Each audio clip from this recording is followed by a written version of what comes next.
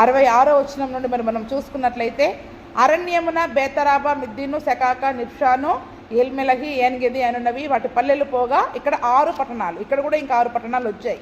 ఆ 2 పట్టణాలు కాకుండా ఇక్కడ కూడా 6. ఏన్గెది అనేది కూడా నీటి ఊట, తెలుసా? ఏన్గెది అనే ప్రాంతం కూడా నీటి ఊట గల ప్రాంతము. సౌలు దావీదును తరుముతూ ఉన్నప్పుడు దావీదు వెళ్ళి అక్కడ దాక్కుంటాడు. అక్కడ ఆ యొక్క నీటి మడుగులో వాటర్ తాగుతూ ఆ యొక్క కొండ గుహ ప్రాంతంలో దాక్కొని ఉన్న ప్రాంతము ఏన్గెది అనేది కూడా. అందుకని ఇవన్నీ కూడా ఏం ప్రాంతాలంట? అరణ్య ప్రాంతాలు. ఈ నీటి ఊటలు ఎక్కడ ఉంటాయి చెప్పండి? ఎక్కడో అడవులలో ఉంటాయి. వెళ్ళాలంటే లోపలికి నడుచుకుంటూ వెళ్ళాలి, చాలా లోపలికి నడుచుకుంటూ వెళ్ళాలి. అందుకని అరణ్య ప్రాంతాలైన ఈ యొక్క 6 పట్టణాలు కూడా యూదులకి మరి అక్కడ స్వాస్థ్యముగా వచ్చాయి. అయితే యెరూషలేములో నివసించిన ఎబూసీయులను యూదా వంశస్థులు తోలివేయలేకపోయిరి కనుక ఎబూసీయులు నేటి వరకు యెరూషలేములో యూదా వంశస్థుల యొద్ద నివసించుచున్నారు. ఇక్కడ మనం చూసుకున్నట్లయితే ఇప్పుడు ఈ యొక్క యెరూషలేము ప్రాంతములో ఎవరున్నారంటే అక్కడ ఎబూసీయులు ఉన్నారు కదా. అక్కడ కొన్ని 7 జాతుల వాళ్ళు ఉన్నారని దేవుడు చెప్పాడు. వాళ్ళందరినీ తరిమేయండి, చంపేయండి, హతము చేయండి, నిర్మూలం చేయండి అని చెప్పాడు. అయితే ఈ యొక్క యూదులు మరి యొక్క యెరూషలేము ప్రాంతాన్ని, కొండ ప్రాంతాన్ని జయించడానికి వచ్చినప్పుడు అక్కడ ఎబూసీలను మాత్రం వాళ్ళు తోలివేయలేకపోయారంట. ఎందుకంటే చాలా బలంగా వాళ్ళు కూర్చున్నారు. ఎంత వాళ్ళని వెళ్ళగొట్టినా కూడా వాళ్ళు వెళ్ళలేకపోతా ఉన్నారు. నిజానికి ఏం చేయాలి చెప్పండి? వాళ్ళని చంపేయాలి. తోలివేయలేకపోతే ఏం చేయాలి? కానీ అక్కడ వాళ్ళు చంపివేయలేదు, తోలివేసే ప్రయత్నం చేస్తే వాళ్ళు పోవటం లేదు. మరి అక్కడ కారణాలు ఏంటనేవి కూడా వాళ్ళు ఇవ్వలేదు అక్కడ. అందుకనే ఎబూసీలు నేటి వరకు యెరూషలేములో యూదా వంశస్థుల వద్ద నివసించుచున్నారు. అంటే నేటి వరకు అంటే ఈ రోజు వరకు కాదు, ఆ వాక్యం రాసినంత వరకు, ఆ సమయం వరకు, ఆ యొక్క యెహోషువ ఎప్పుడైతే రాశాడో ఆ యొక్క రాసిన సమయం వరకు కూడా ఎబూసీలు అదే ప్రాంతంలో ఉన్నట్టుగా మనం చూస్తూ ఉన్నాం.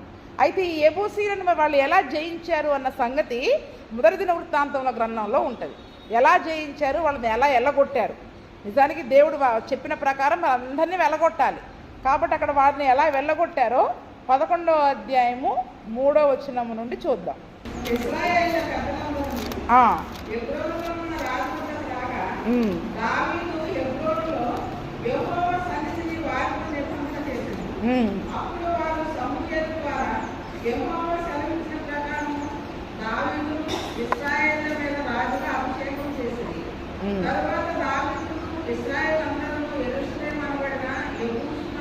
ఎక్కడికి వెళ్ళారు చెప్పండి అందరూ? అంటే యెరూషలేము అనే పేరుకు ముందు దానికి ఏమని పేరుంది? ఎబూసు. యెరూషలేమునకి ముందు అక్కడ ఎబూసీలు ఉన్నారు, కానీ దాని ప్రాంతానికి ఎబూసు అని పేరు. అందుకనే యెరూషలేము అనబడిన ఎబూసీకి వచ్చారు. ఈ సౌలు చనిపోయిన తర్వాత 7 సంవత్సరాలు హెబ్రోనులో దావీదు రాజుగా ఏలుబడి చేస్తాడు. అయితే ఇజ్రాయేలులకి రాజు లేడు, కేవలం యూదుల పైన మాత్రమే. ఇప్పుడు హెబ్రోను ఎవరి ప్రాంతంలో ఉంది? యూదులకి స్వాస్థ్యంగా వచ్చిన ప్రాంతంలో ఉంది. కాబట్టి ఆ హెబ్రోనులో యూదుల పైన రాజుగా వాళ్ళు ప్రతిష్ఠించుకున్నారు. అయితే 7 సంవత్సరాల తర్వాత ఇజ్రాయేలు కూడా ఏం చేశారంట? మీరు మాకు కూడా రాజుగా ఉండండి అని చెప్పినప్పుడు మరి వాళ్ళు ఇజ్రాయేలుల మీద కూడా అతన్ని రాజుగా అభిషేకం చేసి హెబ్రోను నుండి ఇప్పుడు ఎక్కడికి వచ్చాడు? తన రాజధానిని ఎక్కడికి మార్చేశాడు? యెరూషలేముకు వచ్చేసాడు. ఎబూసు అనబడిన యెరూషలేమునకు వచ్చారు. ఆ దేశ నివాసులైన ఎబూసీలు అచ్చట ఉండిరి. అంటే ఇప్పుడు మనం అక్కడ చెప్పబడినట్టుగానే ఎబూసీలు అనే వాళ్ళు అక్కడ ఉన్నారు, అప్పటికీ అక్కడ ఉన్నారు. దానికి ఎబూసు అనే పేరు, యెరూషలేము అనే పేరు తర్వాత వచ్చింది. అప్పుడు ఏం చేశాడు దావీదు చూద్దాం.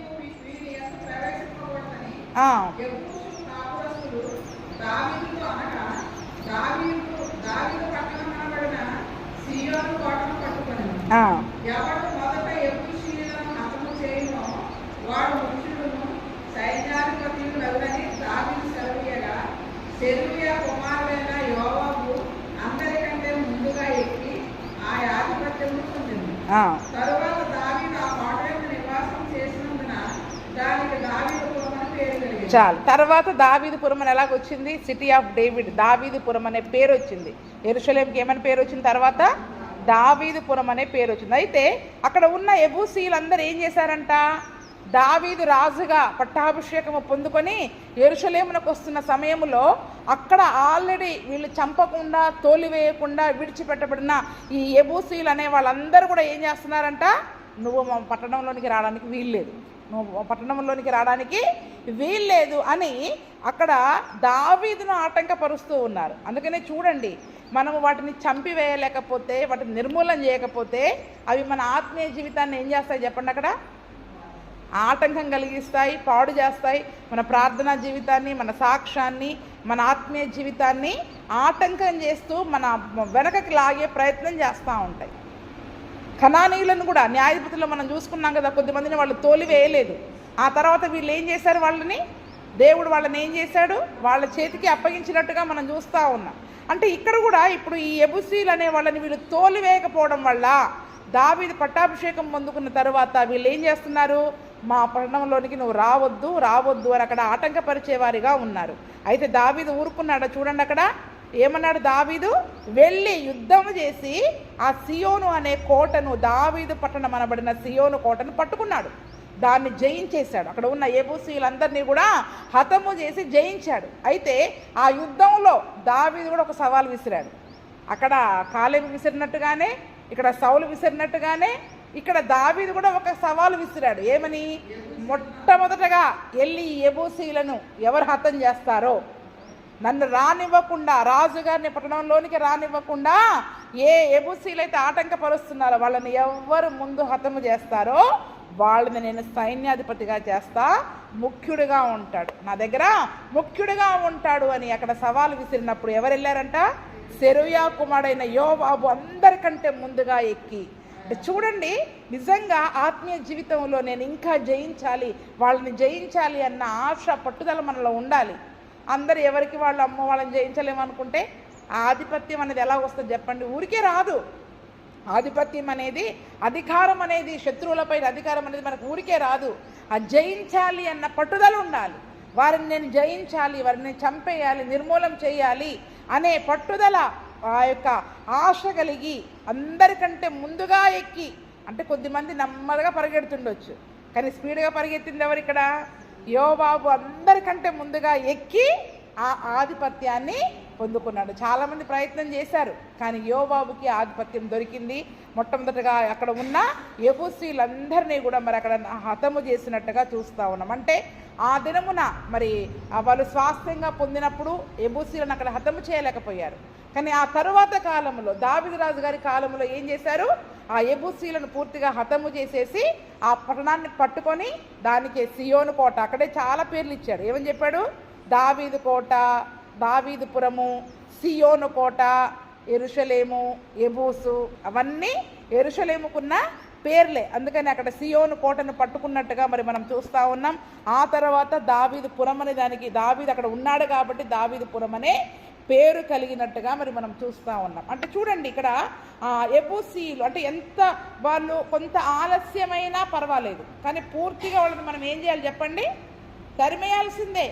ఆ సమయంలో కొంత ఆలస్యం జరిగింది, ఎందుకంటే వాళ్ళు స్వాస్థ్యాలు, భూములు పంచుకొని సుదీర్ఘ ప్రయాణం జరిగింది కదా, 40 సంవత్సరాల సుదీర్ఘ ప్రయాణము. ఆ తర్వాత వీళ్ళందరినీ కూడా హతము చేసుకుంటూ, భూములను పంచుకుంటూ, మరి వాళ్ళ యొక్క కుటుంబాలను స్థిరపరచుకోవడంలో వాళ్ళ సమయాన్ని అక్కడ వాళ్ళు వెచ్చించారు. కొద్దిమందిని వాళ్ళు తోలివేయలేకపోయారు. చూడండి, ఇక ప్రయాణం, దీర్ఘ ప్రయాణం చేసి చేసి చేసి చేసి ఇంటికి వస్తామనుకోండి, ఇంటికి రాగానే మనకి ఎలా ఉంటుంది చెప్పండి? ప్రాణం రాగానే చీపురు పట్టుకొని పని చేస్తారా? కొంచెం విశ్రాంతి తీసుకుంటారా?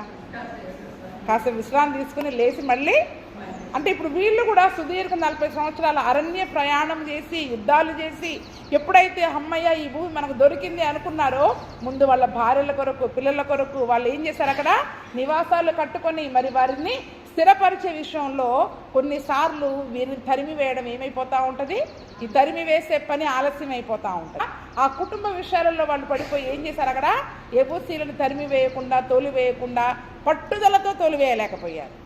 తోలివేయలేదు, అక్కడ పట్టుదలతో తోలివేయలేకపోయారు. అయితే ఆ తర్వాత వారు దావీదుకు అక్కడ ఆటంకం కలిగించినప్పుడు, మరి దావీదు ఆ సవాలు విసిరినప్పుడు యోవాబు వెళ్ళి అక్కడ ఏం చేశాడు చెప్పండి? ఆ యొక్క ప్రాంతాన్ని స్వాధీనము చేసుకొని దావీదుకు అక్కడ గిఫ్ట్గా ఇచ్చేశాడు. అందుకే దావీదుపురము. అందుకనే యోవాబును మరి దావీదు చెప్పినట్టుగానే సైన్యాధిపతిగా అక్కడ చేసినట్టుగా చూస్తూ ఉన్నాము. దావీదు యొక్క సైన్యాధిపతులలో కూడా అతను ముఖ్యుడిగా ఉన్నట్టుగా మరి మనం చూస్తూ ఉన్నాం. అందుకనే ఈ దినమున మరి మన ఆత్మీయ జీవితంలో మనం ఎప్పటికైనా కొంత ఆలస్యమైనా పర్వాలే, బాప్తిస్మం తీసుకున్న తర్వాత ఇన్నేళ్ళైనా కూడా ఇంకా మనలో మనం చంపవలసిన వాటిని కొన్నిసార్లు ఆలస్యం అవుతుండొచ్చు కదండి, కొన్నిసార్లు ఆలస్యం అవుతుండొచ్చు, కానీ చంపాల్సిందే. ఎప్పటికైనా వాటిని మనం తోలివేయలేదంటే అక్కడ దావీదు రాజుకి ఆటంకం కలిగించారు. ఇక్కడ మరి దేవుడు జీవాధిపతి అయిన దేవుడు మనలోనికి రాకుండా, జీవము గల మన రారాజు అయిన యేసయ్య మనలోనికి రానివ్వకుండా అవి మన ఆత్మీయ జీవితాన్ని ఆటంకపరిచేవిగా ఉంటే, మరి యేసయ్య పరిశుద్ధాత్మక నిలయంగా మనం ఉండాలి, రారాజు అయిన యేసయ్య మనలో ఉండాలి అంటే ఉండకూడనివన్నీ మనం ముందు చంపేయాలి. అవి చంపివేయకపోతే రాజుగారిని రానియవి. ఏం చేస్తాయి? రాజుగారిని రానియకుండా ఇది చక్కగా ఊడ్చి అమర్చి పెట్టుకుంది, ఇది నా స్థలము అని దేవునికి అక్కడ తలుపులు మూసేదిగా ఉంటుంది. మనం నోటితో ఎన్ని ప్రార్థనలు చేసినా యేసయ్య రా నాతో ఉండన్నా కూడా హృదయంలో అవి నిండిపోవడం వల్ల. కానీ ప్రభు అయిన యేసు క్రీస్తు ద్వారా, ఆ సిలువ శక్తి ద్వారా ఈరోజు దేవునికి అసాధ్యమైంది లేదు. ఇంకొక మాట, మనం చాలా సులువుగా అపవాది మనల్ని ఎక్కడ పడేస్తుందంటే, ఆ దినమున వాళ్ళే జయించలేకపోయారు, ఇది మన వల్ల ఎట్లయిద్దండి అనుకుంటామా లేదా చెప్పండి? దయచేసి ఈ ఆలోచన ఎవరిలో పుట్టడానికి కూడా వీల్లేదు. అపవాది తంత్రం అది. ఏం చెప్పండి? అది అపవాది తంత్రం. ఆ దినమున వాళ్ళు జయించలేకపోయారు, ఇప్పుడు మనకు ఏం సాధనైద్ది? వాళ్ళకంటే గొప్పవాళ్ళమా, వాళ్ళకంటే మనం ఏమన్నా భక్తి పరులమా, ప్రార్థనా పరులమా? అపవాది తంత్రము. నువ్వు జయించలేవు, నీ వల్ల కాదు అని మన చెవిలో ఏం చేస్తూ ఉంటుంది? విషం నింపుతూ ఉంటుంది. ఏం చేస్తూ ఉంటుంది చెప్పండి? విషాన్ని నింపుతూ ఉంటుంది. ఆ దినమున వాళ్ళు జయించలేనివన్నీ ప్రభు అయిన యేసు క్రీస్తు వారు వచ్చి కలువరి సిలువలో జయించేశారు. యేసు ప్రభు సిలువలో అన్నీ జయించేశారు. ఇంకా ఆయనకు అసాధ్యమైంది లేదు. అపవాదినే ఆయన జయించాడు, మరణాన్నే జయించాడు, పాపాన్నే జయించాడు, మన పైన ఉన్న శాపాన్ని కూడా ఆయన జయించాడు. ఆయన జయించనిదంటూ లేదు సిలువలో. కాబట్టి ఈరోజు క్రైస్తవులమైన మనము దీనిని జయించలేము, దీన్ని సాధించలేము అనడానికి అసలు అక్కడ అవకాశమే లేదు. ఎందుకంటే మన దేవునికి అసాధ్యమైంది లేనే లేదు. అక్కడ మన దేవునికి అసాధ్యమైంది లేదు. ఆ దినమున యేసు వాళ్ళు శరీర రీతిగా జయించలేకపోయారు. కానీ ఈరోజు కలువరి సిలువలో అపవాదిని జయించిన జయశీలుడైన యేసయ్య ఈరోజు మనలో ఉన్నప్పుడు, ఆయననే మనలో ఉన్నప్పుడు ఆయన సమస్తమును జయించగలడు. ఆయన సమస్తమును జయించగలడు. అందుకని ఒక పత్రికలో అంటాడు, ప్రభువైన యేసు క్రీస్తు ద్వారా మనము వీటన్నిటిలో అత్యధికమైన విజయాన్ని పొందుకుంటున్నాం. ఎవరి ద్వారా చెప్పండి? ప్రభువైన యేసు క్రీస్తు ద్వారా. నీ వల్ల కాదు, నా వల్ల కాదు, కానీ ప్రభువైన యేసు క్రీస్తు ద్వారా వీటన్నిటిలో. అక్కడ మీరు ఏదైనా పెట్టుకోండి, అసలు ఇక ఈ లోకంలో ఇది మన వల్ల కాదు అన్నది ఏదైనా పెట్టుకోండి, అన్నిటి నుండి మనము అత్యధికమైన విజయాన్ని పొందుకుంటున్నాము. ఊరికే చెప్పుకోవట్లేదండి యేసయ్య జయశీలుడని, గొప్ప దేవుడని. వాటికి వస్తున్నాం, మాటలు చెప్తున్నాం, ప్రార్థన చేస్తున్నాం, కానీ మన జీవితంలో మనం ఆ కార్యాలు జరిగేటట్టుగా మనం ఎందుకు నమ్మలేకపోతున్నాం? సమస్తము పైన మనకు అత్యధికమైన జయాన్ని ఆయన ఇస్తాడు. ఒకప్పుడు లేదు, జయించలేకపోయారు. ఎందుకంటే అప్పుడు యేసు ప్రభు యొక్క సిలువ త్యాగం లేదు అక్కడ. కానీ ఆ యొక్క అపవాదిని జయించడానికి దేవుడు ఒక ప్రణాళిక సిద్ధము చేసి తన ఏకైక కుమారుని లోకానికి పంపించాడు. అపవాది యొక్క బలము నుండి మనల్ని ఏం చేశాడు చెప్పండి? విడిపించడానికే మరి ఆయన తన కుమారుణ్ణి రక్త మాంసములో పాలివాడేటట్టుగా చేశాడు. ఊరికే రాలే యేసు ప్రభుల వారు. ఆయన చేసిన సిలువ త్యాగం, ఇన్ని శుక్రవారాలు మనం దేవుని సిలువ జ్ఞాపకం చేసుకోవడానికి వస్తున్నాం. మరి ఎంతగా ఆయన శక్తితో మనం నింపబడాలి. ఆయన రక్తములో మరి మనం కడగబడినప్పుడు ఆ రక్తము వైపు చూసినప్పుడే అపవాదం మన దగ్గరికి కూడా రాదు సార్. ఏ రోగం కూడా మన దగ్గరికి రాకుండా ఉండాలి. రోగములను కూడా జయించాడా లేదా? వ్యసనాలను జయించాడా లేదా? ఈరోజు వ్యసనము, రోగము, బలహీనతలు, మన బలహీనతలన్నీ ఆయన కలువరి సిలువలో జయించాడు. శరీర రీతిగా మనం బలహీనమవుతుంటాం, కానీ ఎప్పుడైతే ఆయన సిలువ దగ్గరికి వస్తామో ఆ శక్తి చేత మనం నింపబడి ప్రతి విధమైన బలహీనతలపైన, సమస్యలపైన గొప్ప జయాన్ని పొందుకునే కృపను దేవుడు మనకి ఏం చేస్తాడు చెప్పండి? దయచేస్తాడు. రోమపత్రిక 7:14 చూడండి ఒక మాట.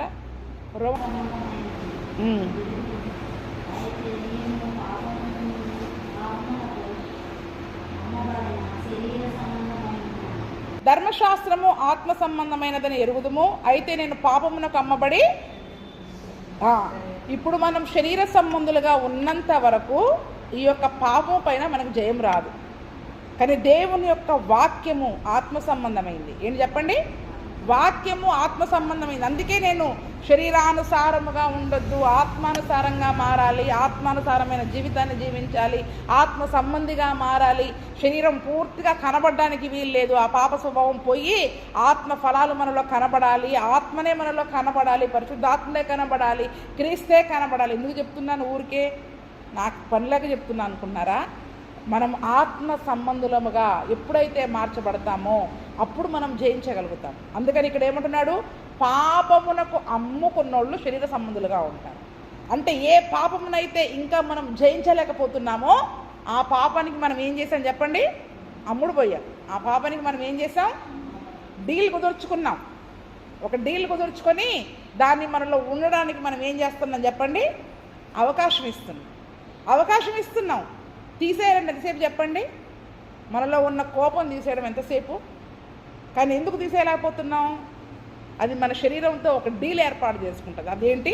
ఇంతకాలం నుంచి నేను నీలో ఉన్నాను, ఇప్పుడు వాళ్ళు ఎవరో చెప్తే నేను పంపించేసేస్తావా? నువ్వు వాక్యం చెప్తే నువ్వు పంపించేసేస్తావా నన్ను? అయినా అందరికీ లేదా? నేను ఒక్కదాన్ని నీలో ఉంటే తప్ప? సావుకులలోనే ఉంటుంది, వాళ్ళల్లోనే ఉంటుంది, వీళ్ళలోనే ఇంత ప్రార్థన చేసే వాళ్ళల్లోనే ఉంటుంది. ఇది నీలో ఉంటే తప్ప ఏం చేస్తూ ఉంటుంది చెప్పండి?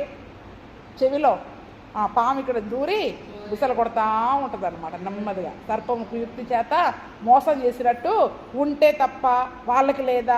అందరి వైపు చూస్తున్నాం. వాక్యం వైపు చూడాలి, యేసయ్య వైపు చూడాలి. ఎవరి వైపు చూడాలి? వాక్యం వైపు చూడాలి. యేసయ్య వైపు చూడకుండా అందరి వైపు చూస్తే అందరిలాగా తయారవుతాం, యేసయ్యలాగా కాదు మనం. ఇప్పుడు మనందరి దేవుడు రక్తంలో గడుపుతున్నది తన పోలిక చొప్పున. ఆ పోగొట్టుకున్న ఆ రూపాన్ని తిరిగి తన రూపంలోకి మార్చుకోవడానికి, ఆ పాపపు రూపము నుండి దేవుని యొక్క మహిమా రూపంలోకి మార్చుకోవడానికి నానా ప్రయత్నాలు చేస్తుంటే పరిశుద్ధాత్మ ద్వారా వాళ్ళల్లో లేరా? వాళ్ళు ఇలాగే ఉన్నారు, వీళ్ళు ఇలాగే ఉన్నారు, వీళ్ళు ఇలాగే ఉన్నారు, నేనుంటే తప్పేంటంటే నువ్వు వాళ్ళలాగానే నరకానికి పోతావు. వాళ్ళలాగానే వాళ్ళతో కూడా కలిసి ఎక్కడికి పోతావు చెప్పండి? నరకానికి పోతావు. దేవుని వాక్యం ఏం చెప్తుంది? యేసయ్య ఎలా ఉన్నారు? యేసయ్య వైపే మనం చూడాలి. ఏ మనుషుల వైపు మనం చూడడానికి వీలు లేదు, ఏ భక్తి పరుల వైపు మనం చూడడానికి లేదు. పరిశుద్ధ గ్రంథంలో ఉన్న సాక్షి సమూహం వైపు మాత్రమే మనం చూడాలి. క్రీస్తుని పోలి నేను నడుచుకున్న ప్రకారం నన్ను పోలి నడుచుకోమని పౌలు గారు అన్నారు. ఆయన క్రీస్తుని పోలి నడుచుకున్నాడు. అంతలా క్రీస్తుని పోలి నడుచుకున్న వాళ్ళు ఎవరున్నారు చెప్పండి ఈరోజు? అసలు పౌలు గారి చరిత్ర చెప్తే ఆయన ఎలా ఉన్నాడనేది మీకు అర్థమవుతుంది. ఎందుకంటే మనకి పౌలు గారి చరిత్రే తెలవదు, ఆయన తగ్గింపు తెలవదు, ఆయన విధేయత తెలవదు, ఆయన ఎంతగా తన్ను తాను దేవునికి దాసుడుగా ఉంచుకున్నాడో. అది ఎక్కడ పేరుకు కోసం కానీ ఘనత కోసం కానీ అపోస్తులలో నేను కడమటి వాడను, చివరి వాడను, లైన్లో నిలబడితే నేను లాస్ట్లో నిలబడతా. ఇప్పుడు మన ఎక్కడ నిలబడాలంటే చెప్పండి? అన్నిట్లో ముందే ఉండాలి, నా పేరు ముందు ఉండాలి, నేను ముందు ఉండాలి అని అన్నిటికీ ముందుకు పరిగెత్తుకుని రావాలి. అంటే ఒకవేళ రాలేకపోయినా నేను అక్కడ ఉంటే బాగుండనే ఆశను కూడా మనం కలిగి ఉంటాం. కానీ పౌలు అంటాడు, అపోస్తులలో నేను కడపటి వాని వలె ఉన్నాను, దేవుడు నన్ను కడపటి వాని వలె చూస్తున్నాడు. అంటే ఈ లోకంలో ఎటువంటి పేరు ఘనత హెచ్చింపులు లేకుండా ఎంత చేసినా ఒక అసలు మంచి పేరు అనేది కూడా లేకుండా ఉంటే ఎలా ఉంటుంది చెప్పండి ఎవరికైనా కూడా? అయినా పౌలు గారు అటువంటి స్థితిలోనే పనిచేశాడు. అంటే ఎటువంటి పేర్లకి ఘనతకి మెప్పులకి అక్కడ పౌలు గారు అవకాశం ఇవ్వలేదు. అందుకనే ఆయన ఏమంటున్నాడు అక్కడ? నేను ధర్మశాస్త్రం ఆత్మ సంబంధమైనది ఎరుగుదుము, అయితే నేను పాపమునకు అమ్మబడి శరీర సంబంధిగా నేను ఉంటున్నాను. ఎందుకంటే మనలో శరీర కార్యాలు ఇంకా తోలివేయవలసిన వారు, వెళ్ళగొట్టవలసిన వారిని ఇంకా మనం ఏం చేస్తున్నాం? వెళ్ళగొట్టకుండా ఏవో కొన్ని ఉంచుకుంటున్నాం, వాటికి అమ్ముడు పడిపోతున్నాం. మనం ఏషావుగాక జ్యేష్ఠత్వాన్ని అమ్మి వేసుకున్నట్టుగా మనము మన సొంత కొన్ని పరిస్థితుల కొరకు కొన్నిటికి మనం అమ్ముడు పోయి ఆ రీతిగా మనం జీవిస్తూ ఉన్నాం. అయితే ఎలా దీని నుంచి విడుదల పొందేది ఎలాగా? అందుకని చివరి 24వ వచనంలో అంటాడు, అయ్యో నేనెంత దౌర్భాగ్యుడను, ఇట్టి మరణమునకు లోనగు శరీరము నుండి నన్నెవడు విడిపించును? ఎవరు విడిపిస్తారు నన్ను? నిజంగా ఇటువంటి ఉండకూడని ఆ శరీర కార్యము, ఆ అసూయ, ఆ కోపము, ఆ బలహీనత, మరి అటువంటివన్నీ నాలో ఉన్నాయి, నన్ను మరణానికి గురి చేస్తా ఉన్నాయి. ఎక్కడికి గురి చేస్తున్నాయి చెప్పండి? శరీరానుసారమైన దుఃఖము కృంగిపోతుంది, శరీరానుసారమైన మనస్సు మరణానికి తీసుకెళ్తుంది. ఇది మనల్ని మరణానికి తీసుకెళ్లే ఈ మనస్సు నుండి నాకు ఎలా విడుదల వస్తుంది? ఈ ఎబూసీల నుండి ఎలా విడుదల వస్తుంది? ఆ యొక్క కనానీయుల నుండి ఎలా విడుదల వస్తుంది? వాడిని ఎలా తోలివేయాలి?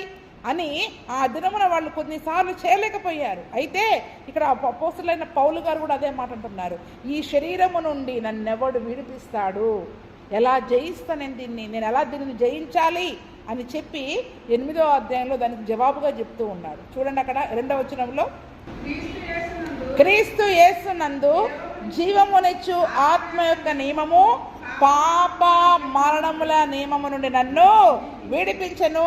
ఎట్లనగా ధర్మశాస్త్రము దేనిని చేయజాలకపోయెనో దానిని దేవుడు చేసెను. దేవునికి స్తోత్రం. ఇప్పుడు యేసయ్య ఏం చేశాడు? పాత నిబంధన గ్రంథంలో ఏ పాపాన్నైతే వాళ్ళు జయించలేకపోయారో, దేన్నైతే వాళ్ళు తోలివేయలేకపోయారో, ఏ ధర్మశాస్త్రమును పట్టుకుని వాళ్ళు కొన్ని పనులను జరిగించలేకపోయారో, దేవుడు మన ప్రభువైన యేసు క్రీస్తు కలువరి సిలువ బలియాగము ద్వారా దాన్ని చేశాడు.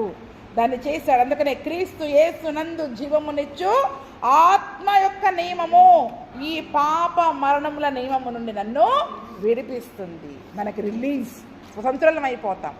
ఏ పాపమైతే మనల్ని కట్టిపెట్టి బానిసలుగా దానికి మనల్ని అమ్ముడు పోయి మనం బానిసలముగా ఉన్నామో, మన జీవానికి ఇప్పుడు స్వతంత్రం వచ్చేయాలి, ఇండిపెండెన్స్ రావాలి. దేనికి చెప్పండి? ఏ పాపానికైతే మనము బానిసలుగా ఉన్నామో, అమ్ముడు పోయి ఉన్నామో, జయించలేకపోతున్నామో, వాటి నుండి మనకు విడుదల వచ్చినప్పుడే మన ఆత్మకి స్వాతంత్రం వస్తుంది. ఏం చెప్పండి? మన ఆత్మకి స్వతంత్రం వస్తుంది. అందుకనే ఎవరు చేశారు అది? క్రీస్తు యేసునందు జీవమునిచ్చు ఆత్మ యొక్క నియమము. పరిశుద్ధాత్మ కొన్ని రూల్స్ పెట్టింది, కొన్ని కండిషన్స్ పెట్టింది. ఆ ఆత్మ యొక్క నియమానికి, ఆ వాక్యానికి ఎవరైతే లోనవుతారో వాళ్ళు ఈ పాప మరణముల నియమము నుండి వాళ్ళు జయం పొందుకుంటారు, విడిపించబడతారు. ఖచ్చితంగా ఆ దినమున వాళ్ళు చేయలేకపోయారు, మన వల్ల కాదు అనుకుంటే గనక ఈరోజు మనం ఇంకా పాత నిబంధన ధర్మశాస్త్రములోనే ఉన్నట్టుగా యేసు ప్రభు యొక్క సిలువని కానీ, యేసు ప్రభువుని కానీ నమ్మని అన్యుల వలె మాట్లాడుతున్నట్టు.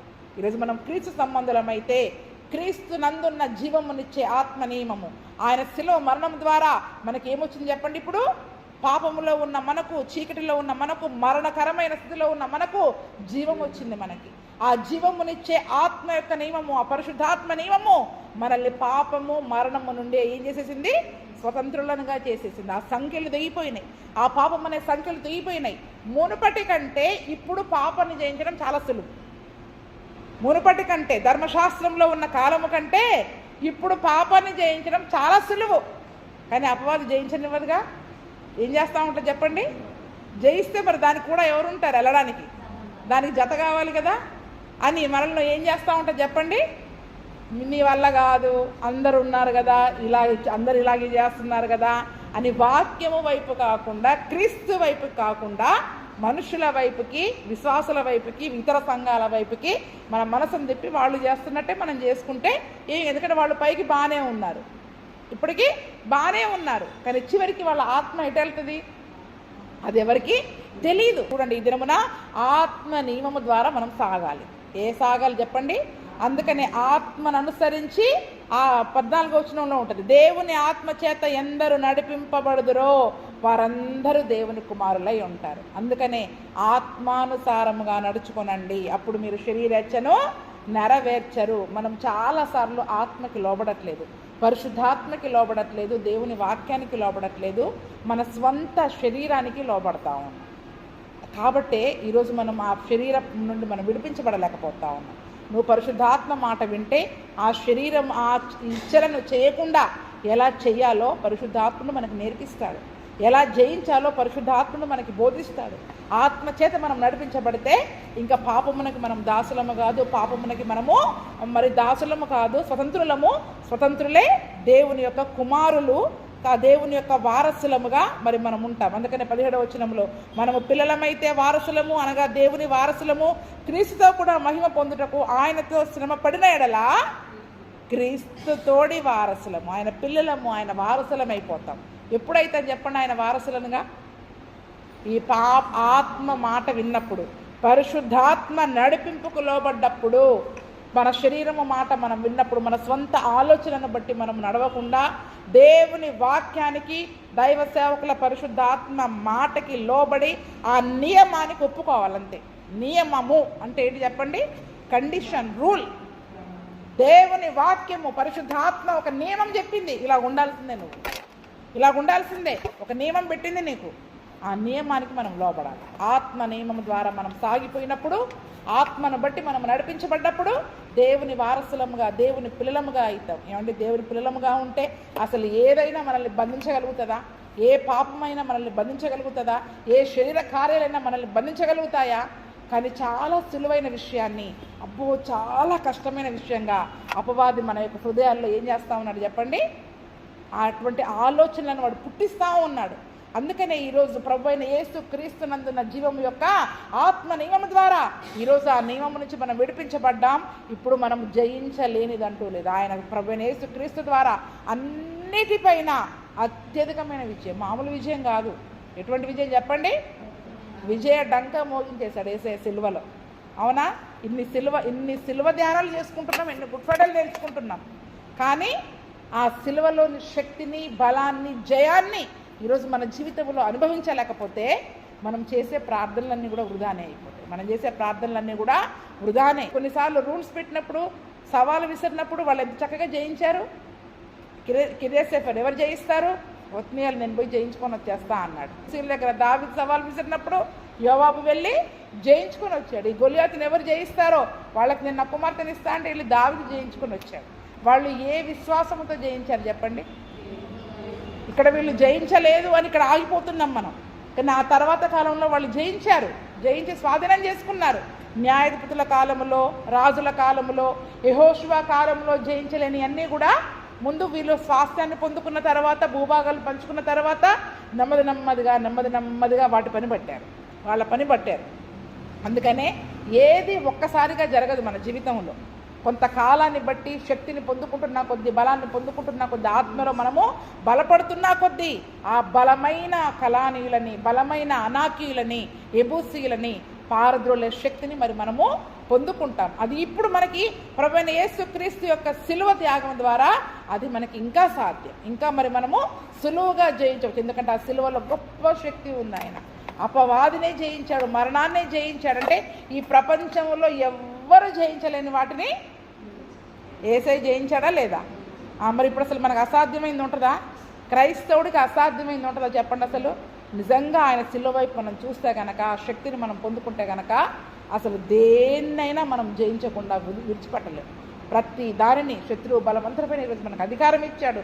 వాగ్దానాలు ఉన్నాయి, ఆశీర్వాదాలు ఉన్నాయి. ఆయన సిలువ మన ముందుంది. ప్రతిరోజు ఆయన సిలువను ఎత్తుకుని ఆ శక్తిని మరి మనం పొందుకున్నట్లయితే ఆ దినమున మరి వారు ఎబూసీలు, ఆ యొక్క యోవాబు కానీ, ఒత్నీయేలు కానీ, దావీదు కానీ ఏ రీతిగా అయితే జయించి ముఖ్యులుగా ఎంచబడ్డారో ఈరోజు మనకి కూడా అటువంటి గొప్ప ధన్యతను ప్రభువైన యేసుక్రీస్తు దయచేయునుగాక. ఆమేన్.